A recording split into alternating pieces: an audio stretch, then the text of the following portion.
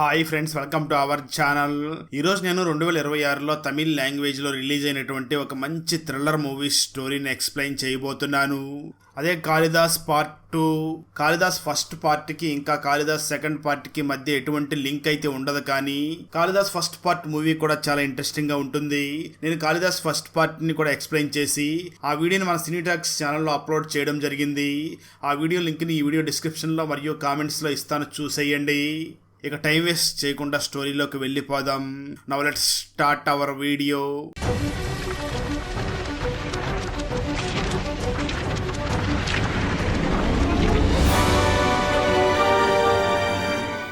Open చేస్తే movie starting scene లోనే చెన్నై హైకోర్టుని చూపిస్తారు.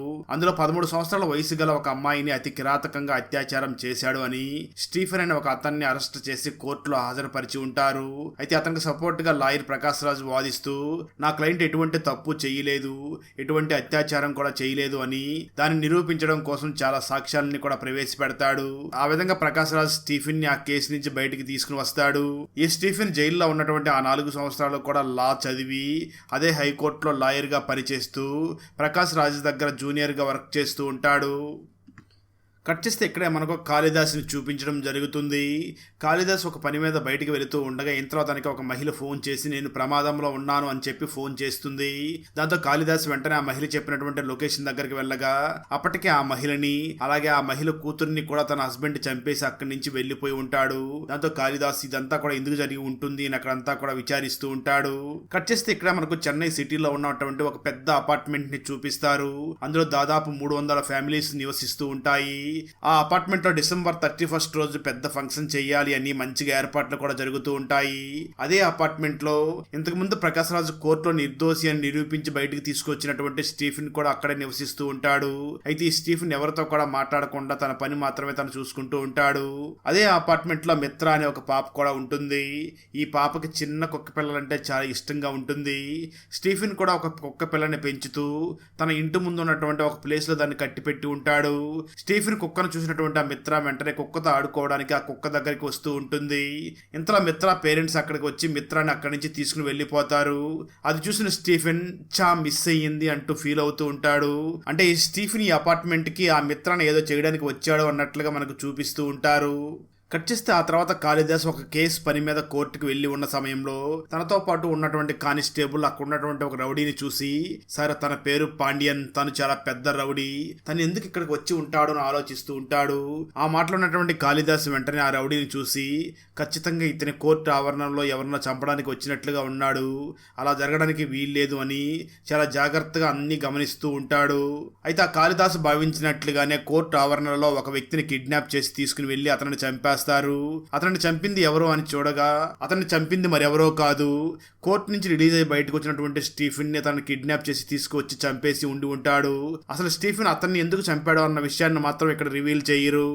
ఆ తర్వాత స్టీఫెన్ వెంటనే తన అపార్ట్మెంట్కి వెళ్ళిపోయి తన బ్యాగ్లో ఉన్నటువంటి సుత్తిని తీసి మాస్క్ని పెట్టుకుని అక్కడి నుంచి వేరే ప్లేస్కి వెళుతూ ఉంటాడు. ఈ విధంగా స్టీఫెన్ రెగ్యులర్గా హత్యలు చేస్తూ ఉంటాడు అన్న విధంగా మనకి ఇక్కడ చూపిస్తూ ఉంటారు. ఆ తర్వాత కాళిదాస్ హత్య జరిగినటువంటి ప్లేస్ దగ్గరికి వెళ్ళి అక్కడ ఏమైనా క్లూ దొరుకుతుందేమో అని విచారిస్తూ ఉంటాడు. సరిగ్గా అదే సమయంలో కాళిదాస్కి ఒక లాయర్ ఫోన్ చేసి, సార్ మీరు విడాకుల కోసం అప్లై చేశారు కదా, కాబట్టి మీ దగ్గర నుంచి మాకు ఒక సంతకం కావాలని అడుగుతూ ఉంటాడు. దానికి ఆ కాళిదాస్ సమాధానం చెప్తూ, నేను ఒక లొకేషన్లో ఉన్నాను, ఆ లొకేషన్కి వచ్చి సంతకాలు తీసుకుని వెళ్ళండి అని అంటూ ఉంటాడు. ఆ ఫోన్ చేసిన వ్యక్తి మరెవరో కాదు, స్టీఫెన్ అయి ఉంటాడు. ఈ స్టీఫెన్ ప్రకాష్ రాజ్ కింద అసిస్టెంట్ గా ఉండడంతో కాళిదాస్ దగ్గర సంతకాలు తీసుకోవడం కోసం తనే స్వయంగా కాళిదాస్ దగ్గరికి బయలుదేరి వస్తాడు. కాళిదాస్ ఒక గవర్నమెంట్ హాస్పిటల్ మార్చురీ రూమ్ దగ్గర ఉన్నాడు అని తెలుసుకుని వెంటనే సైన్ చేయించుకోవడం కోసం అక్కడికి బయలుదేరి వెళ్తాడు. కాళిదాస్ వెంటనే ఆ స్టీఫెన్ ని చూసి మీరు వచ్చారేమిటి అని అడుగుతూ ఉంటాడు. దానికి ఆ స్టీఫెన్ సమాధానం చెప్తూ, సార్ బిజీగా ఉన్నారు, అందుకే నేను ఈ కేసుని హ్యాండిల్ చేయడం కోసం ఇక్కడికి వచ్చాను అంటూ ఉంటాడు. ఆ తర్వాత స్టీఫెన్ తను అక్కడ చంపేసి ఉన్నటువంటి ఆ శవాల్ని చూసి వీటి గురించి పోలీసులకు ఏమైనా తెలిసిపోతుందేమో అని మనసులో అనుకుంటూ ఉంటాడు. అక్కడ ఉన్నటువంటి డెడ్ బాడీని చూసినటువంటి స్టీఫెన్ ఈ పోలీసులు ఏమైనా దీని గురించి ఏమైనా కనిపెట్టేస్తారేమో అని కొంచెం భయపడుతూ ఉంటాడు. అక్కడ స్టీఫెన్ భయపడుతూ ఉండడాన్ని కాళిదాస్ కూడా అది గమనిస్తూ ఉంటాడు. ఆ వెంటనే కాళిదాస్ డాక్యుమెంట్స్ మీద సంతకం చేసి అక్కడి నుంచి తనని పంపించేస్తాడు.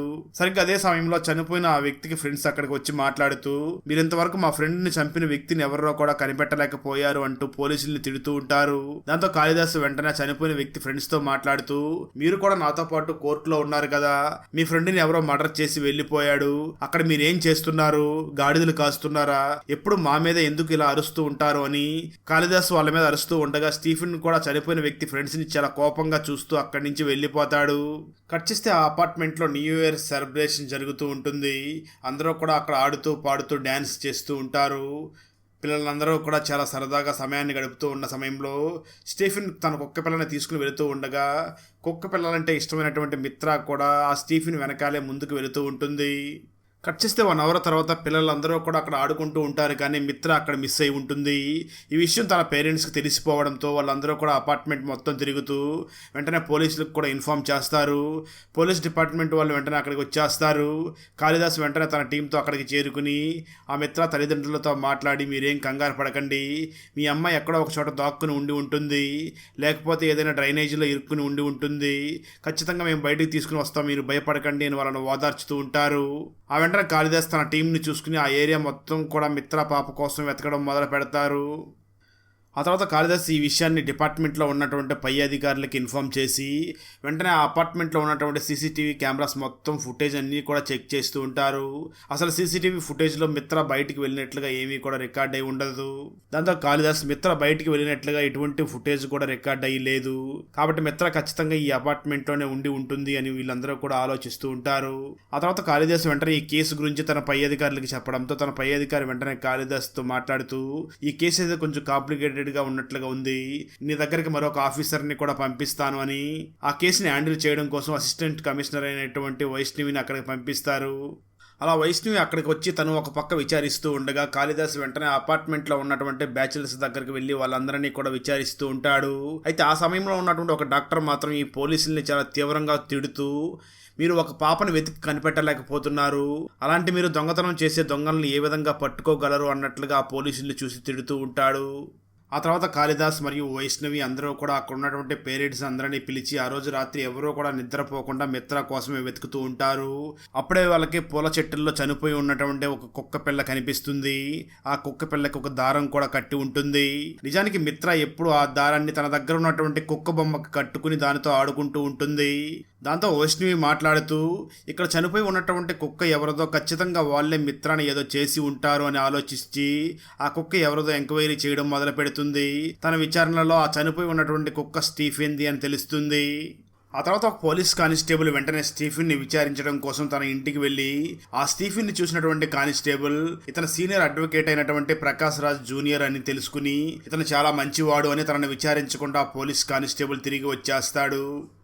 ఆ తర్వాత పోలీసులకి ఇలాంటి కుక్క అపార్ట్మెంట్స్లో ఉంటున్నటువంటి బ్యాచిలర్స్ దగ్గర కూడా ఉంది అని తెలుసుకుని వెంటనే బ్యాచిలర్స్ ఉన్నటువంటి ఆ రూమ్ దగ్గరికి వెళ్ళి డోర్ కొడతారు.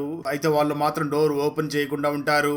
దాంతో పోలీసులు వెంటనే డోర్ పగలగొట్టుకుని లోపలికి వెళ్ళగా ఆ బ్యాచిలర్స్ అందరూ కూడా రూమ్ లోపల గంజాయి సేవిస్తూ ఉంటారు. దాంతో పోలీసులు చాలా తీవ్రంగా కొట్టి విచారించగా వాళ్ళు వెంటనే పోలీసుల్ని చూసి, సార్ చనిపోయినటువంటి కుక్క మాదే, కానీ ఈ మిత్ర మిస్ అవ్వడానికి మాకు ఎటువంటి సంబంధం లేదు అని చెప్తూ ఉంటారు. ఆ మాటలు విన్నటువంటి వైష్ణవి మాత్రం అసలు ఈ కేసులో ముందుకు ఎలా వెళ్ళాలి అని ఆలోచిస్తూ ఉంటుంది.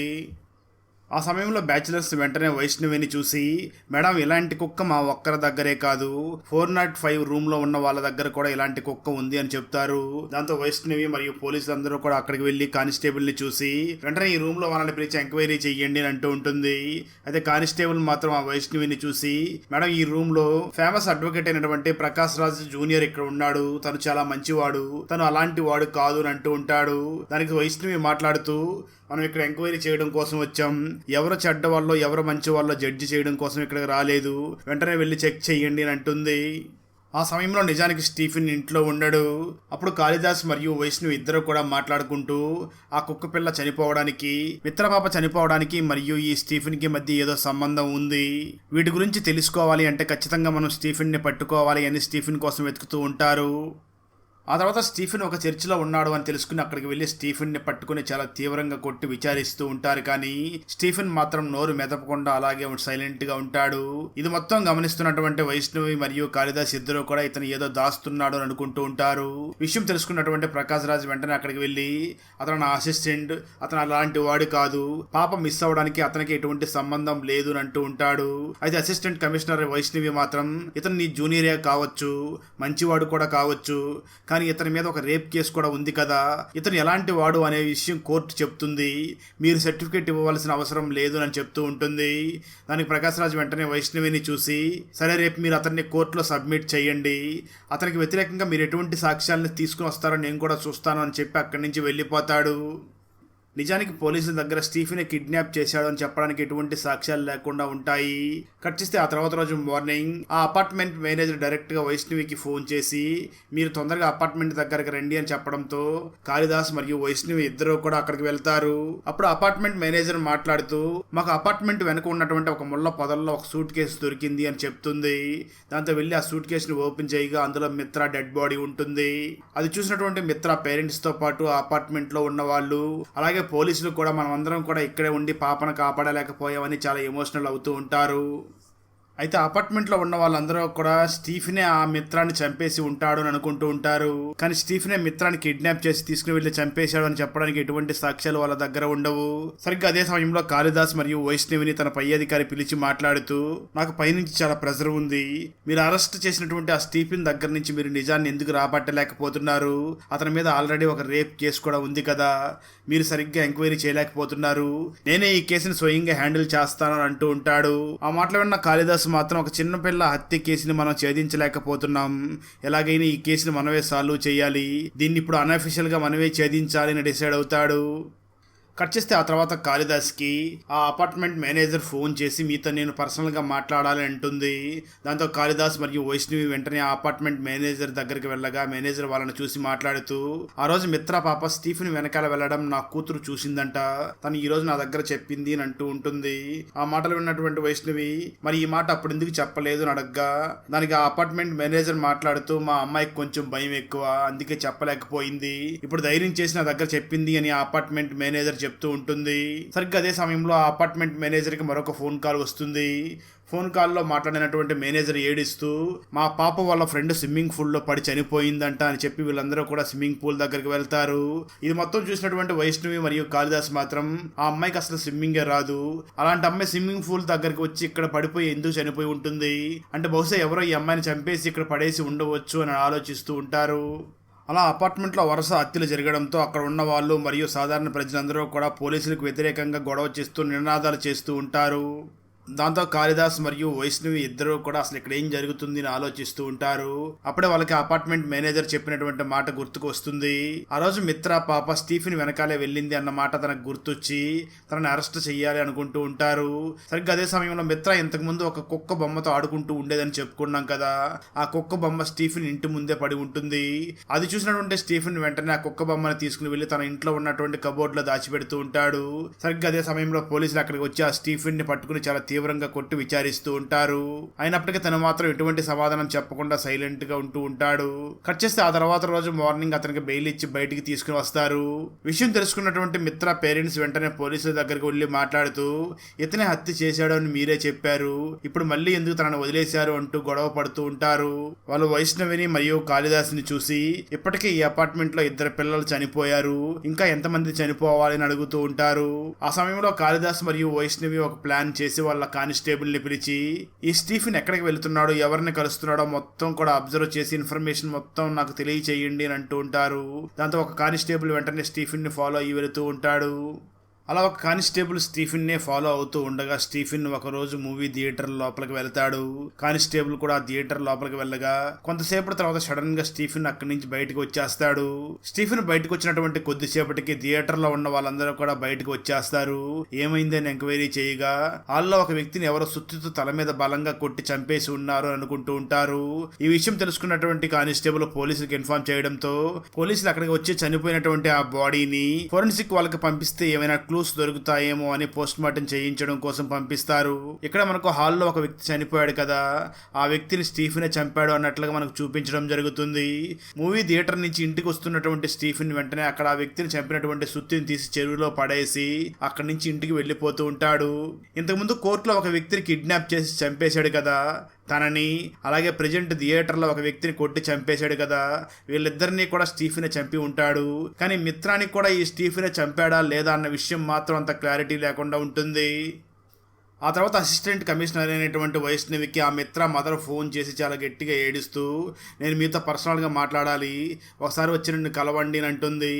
దాంతో వైష్ణవి మరియు కాళిదాస్ ఇద్దరు కూడా వెళ్ళి ఆ మిత్ర మదర్ని కలవగా తను చూసి మాట్లాడుతూ, నేను స్టీఫెన్ ఇద్దరం కూడా మాజీ ప్రేమికులం, ఖచ్చితంగా మిత్రాన్ని అతను చంపి ఉండడు, అతను చాలా మంచివాడు, ఇంతకుముందు 7 సంవత్సరాల క్రితం ఒక అమ్మాయిని అత్యాచారం చేశాడు అని కోర్టులో తన మీద కేసు వేశారు కదా, అది కూడా పూర్తిగా అబద్ధం, ఎందుకంటే ఆ రోజు స్టీఫెన్ నా దగ్గరే ఉన్నాడు అని చెప్తూ ఉంటుంది. ఆ మాటలు విన్నటువంటి వైష్ణవి, నువ్వు ఈ మాటలు ఆ రోజు ఎందుకు చెప్పలేదు అని అడగ్గా దానికి ఆ మిత్ర మదర్ మాట్లాడుతూ, నేను ఆ రోజు చెప్తే మీరు సరిగ్గా అర్థం చేసుకోరని అనిపించింది, అందుకే ఇప్పుడు చెప్తున్నాను అంటూ ఉంటుంది. అయితే వైష్ణవి మాత్రం చాలా కోపంగా మిత్ర మదర్ ని చూసి, స్టీఫెన్ ఆ పాపను చంపకపోతే నువ్వే నీ కూతుర్ని చంపావా అని అడుగుతూ ఉంటుంది. ఆ మాటలు విన్నటువంటి మిత్ర మదర్, నేను నా కూతుర్ని ఎందుకు చంపుకుంటాను అంటూ గట్టిగా ఏడుస్తూ ఉంటుంది. వైష్ణవి మాత్రం ఖచ్చితంగా ఈ హత్యని స్టీఫెనే చేశాడు అని గట్టిగా నమ్ముతూ ఉంటుంది.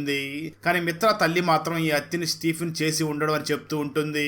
ఇది మొత్తం చూస్తున్నటువంటి కాళిదాస్ ఈ రెండిట్లో ఏది నిజమై ఉంటుంది అని చాలా తీవ్రంగా ఆలోచిస్తూ ఉంటాడు. అలా వైష్ణవి స్టీఫెన్ ని టార్గెట్ గా చేసుకుని ఆలోచిస్తూ ఉంటుంది. కానీ కాళిదాస్ మాత్రం స్టీఫెన్ ని టార్గెట్ చేయకుండా వేరే కోణంలో ఆలోచిస్తూ ఉంటాడు. వెంటనే తను స్టీఫెన్ బ్యాక్గ్రౌండ్ ఏమిటి అని వెంటనే తన గురించి విచారించడం మొదలు పెడతాడు. మనకు మూవీ స్టార్టింగ్ లో కోర్టులో పాండియన్ అనే ఒక రౌడీని చూపించారు కదా, ఆ రౌడీ దగ్గరికి వెళ్ళినటువంటి కాళిదాస్ స్టీఫెన్ గురించి ఎంక్వైరీ చేస్తాడు. ఆ రౌడీ కాళిదాస్ ని చూసి మాట్లాడుతూ, ఒక రోజు ఒక వ్యక్తి ఒక అమ్మాయిని అత్యాచారం చేసి వెళ్లిపోయాడు, ఆ సమయంలో ఆ ఊరికి స్టీఫెన్ రావడంతో గ్రామస్తులందరూ కూడా అత్యాచారం తనే చేశాడు అని ఆ స్టీఫెన్ ని కొట్టి పోలీసుల చేత అరెస్ట్ చేయించారు. తర్వాత కోర్టులో కూడా తనని ప్రవేశపెట్టారు. ఆ సమయంలో ప్రకాష్ రాజ్ స్టీఫెన్ తరపున వాదిస్తూ అతను అమాయకుడు, అతను ఎటువంటి అత్యాచారం చేయలేదు అని సాక్ష్యాలతో సహా రుజువు చేసి తనని కోర్టు నుంచి బయటకు తీసుకుని వచ్చి ఉంటాడు. ఇది మొత్తం తెలుసుకున్నటువంటి కాళిదాస్ డైరెక్ట్ గా స్టీఫెన్ దగ్గరికి వెళ్లి తననే విచారించడం మొదలు పెడతాడు. అప్పుడు స్టీఫెన్ కాళిదాస్ ని చూసి ఒక విషయం చెప్పడం మొదలు పెడతాడు. మిత్ర ఆ రోజు రాత్రి నా వెనకాల వచ్చిందన్న మాట నిజమే, ఆ రోజు రాత్రి ఆ కుక్క పిల్లను నేనే మిత్రాకిచ్చి పంపించేశాను, అంతేగాని ఆ తర్వాత ఏమైందో నాకు మాత్రం తెలియదు అని చెప్తూ ఉంటాడు. అంటే మిత్రాన్ని స్టీఫెన్ హత్య చేయకపోతే ఆ అపార్ట్మెంట్ లో ఉన్న వాళ్ళు ఎవరు మిత్రాన్ని చంపి ఉంటారు అని కాళిదాస్ చాలా తీవ్రంగా ఆలోచిస్తూ ఉంటాడు. అలా ఆలోచిస్తున్నప్పుడు కాళిదాస్కి మిత్ర చనిపోయినప్పటి నుంచి మనకు రెగ్యులర్గా అపార్ట్మెంట్ మేనేజర్ ఎక్కువ సార్లు ఫోన్ చేసింది కదా, ఆ అపార్ట్మెంట్ మేనేజర్కి మిత్ర చనిపోవడానికి మధ్య ఏదైనా సంబంధం ఉందా అని వెంటనే అపార్ట్మెంట్ మేనేజర్ని ఎంక్వైరీ చేయడం కోసం వెళ్ళగా తను అక్కడి నుంచి వేరే ఊరికి వెళ్ళిపోయి ఉంటుంది. అయినప్పటికీ అపార్ట్మెంట్ మేనేజర్ ఎక్కడికి వెళ్ళిందో తెలుసుకుని తన దగ్గరికి డైరెక్ట్గా కాళిదాస్ వెళ్ళి, అసలు మిత్ర చనిపోవడానికి మీకు మధ్య సంబంధం ఏమిటి, మీరేదో ఒక విషయాన్ని దాస్తున్నారు, అదేంటో చెప్పండి అని అడుగుతూ ఉంటాడు. దాంతో అపార్ట్మెంట్ మేనేజర్ నిజం చెప్పడం మొదలు పెడుతుంది. ఇక్కడే మనకు అసలు మిత్రకి ఏమైందో కూడా చూపించడం జరుగుతుంది. నిజానికి అపార్ట్మెంట్ మేనేజర్ కూతురు మరియు వాళ్ళ ఫ్రెండ్స్ అందరూ కూడా టెర్రస్ మీద సెల్ఫీలు తీసుకుంటూ ఉంటారు. సరిగ్గా అదే సమయంలో బ్యాచిలర్స్ అని చెప్పుకున్నాం కదా, ఆ అపార్ట్మెంట్ లో ఉన్న బ్యాచిలర్స్ పైకి వెళ్ళి అక్కడ గంజాయి తాగుతూ వీళ్ళని వెటకారం చేస్తూ వీళ్ళతో తప్పుగా బిహేవ్ చేయబోతూ ఉంటారు. దాంతో అమ్మాయిలందరూ కూడా చాలా కోపంగా అక్కడి నుంచి తిరిగి కిందకి వెళ్ళిపోతూ ఉంటారు. సరిగ్గా అదే సమయంలో మిత్ర కుక్క పిల్లని పట్టుకుని తీసుకుని వెళుతూ ఉండడంతో దాన్ని చూసినటువంటి ఆ అమ్మాయిలు మిత్ర చేతిలో ఉన్నటువంటి కుక్క పిల్ల ఆ బ్యాచిలర్స్ ది అని, ఆ బ్యాచిలర్స్ మీద ఉన్న కోపంతో ఆ కుక్క పిల్లను చంపేయాలి అని ఇద్దరు అమ్మాయిలు ఆ మిత్ర చేతిలో ఉన్నటువంటి కుక్కను తీసుకుని కిందకి విసిరేస్తారు. అయితే ఆ కుక్కను ఎప్పుడూ కూడా మిత్ర పట్టుకుని ఉండడంతో కుక్కతో పాటు మిత్ర కూడా కింద పడిపోయి మిత్ర అక్కడికక్కడే చనిపోతుంది. అలా జరిగిందంతా కూడా అపార్ట్మెంట్ మేనేజర్ కాళిదాస్ దగ్గర చెప్తూ ఉంటుంది. కాళిదాస్ వెంటనే తనను చూసి, మరి ఈ విషయం ఎందుకు ఇంతకు ముందు చెప్పలేదు అని అడుగుతూ ఉంటాడు. ఆ మాటలు విన్నటువంటి అపార్ట్మెంట్ మేనేజర్ ఏమీ మాట్లాడకుండా వెంటనే గదిలోకి వెళ్ళిపోయి పెట్రోల్ తీసుకుని తన మీద మరియు తన కూతురి మీద పోసుకుని నిప్పంటించేసుకుంటుంది. కాళిదాసు వెంటనే ఆ డోర్ని పగలగొట్టి లోపలికి వెళ్ళగా అప్పటికే అపార్ట్మెంట్ మేనేజర్ చనిపోతుంది. అయితే అపార్ట్మెంట్ మేనేజర్ కూతురిని మాత్రం తను కాపాడగలుగుతాడు. సరిగ్గా అదే సమయంలో కాళిదాస్కి స్టీఫెన్ ఫోన్ చేసి మాట్లాడుతూ, సార్ మిత్రాన్ని చంపింది ఈ అపార్ట్మెంట్ మేనేజర్ కూతురు సార్, దానికి సంబంధించిన సాక్ష్యం ఒకటి నాకు దొరికింది. అదేమిటి అంటే మిత్ర ఎప్పుడూ కూడా ఒక కుక్క బొమ్మతో ఆడుకుంటూ ఉండేది. మిత్ర చనిపోయిన తర్వాత ఆ కుక్క బొమ్మ నా ఇంటి దగ్గర ఉండడంతో దాన్ని తీసుకొచ్చి నేను కబోర్డ్ లో పెట్టుకున్నాను. కానీ మిత్రానే చనిపోయింది, ఆ బొమ్మ నాకు ఇంకెందుకు అని బొమ్మను విసిరి కొట్టినప్పుడు దాని లోపల నుంచి ఒక వాయిస్ రికార్డర్ నాకు వినిపించింది. ఆ వాయిస్ రికార్డ్ లో ఈ అపార్ట్మెంట్ మేనేజర్ కూతురు మాట్లాడుతూ నేనే మిత్రాన్ని చంపేశాను అని చాలా కంగారుగా మాట్లాడుతుంది అని స్టీఫెన్ కాళిదాస్ కు ఫోన్ చేసి అవన్నీ కూడా వివరించి చెప్తూ ఉంటాడు. ఆ మాటలు విన్న కాళిదాస్ అంటే మిత్రాన్ని చంపినటువంటి అమ్మాయిని ఇప్పుడు నేను కాపాడానా అని ఆ అమ్మాయిని చూసి కాళిదాస్ చాలా గిల్టీగా ఫీల్ అవుతూ ఉంటాడు. సడన్ గా ఆ అమ్మాయికి మెలకు వచ్చి కళ్ళు తెరుస్తుంది. అంటే ఆ తర్వాత ఏం జరిగిందో నెక్స్ట్ పార్ట్ లోనే చూడాలి అన్నట్లుగా నెక్స్ట్ పార్ట్ కి లీడ్ ఇచ్చి ఈ మూవీని ఇక్కడితోనే ముగిస్తారు. ఫ్రెండ్స్, వీడియో నచ్చినట్లయితే లైక్ చేసి ఒక చిన్న కామెంట్ చేస్తే మాకు నెక్స్ట్ వీడియో చేయడానికి ఎంకరేజింగ్ గా ఉంటుంది. అలాగే ఛానల్ ని సబ్స్క్రైబ్ చేసి పక్కనే ఉన్న బెల్ ఐకాన్ ని క్లిక్ చేసి సపోర్ట్ చేయండి. Thanks for watching. జై హింద్.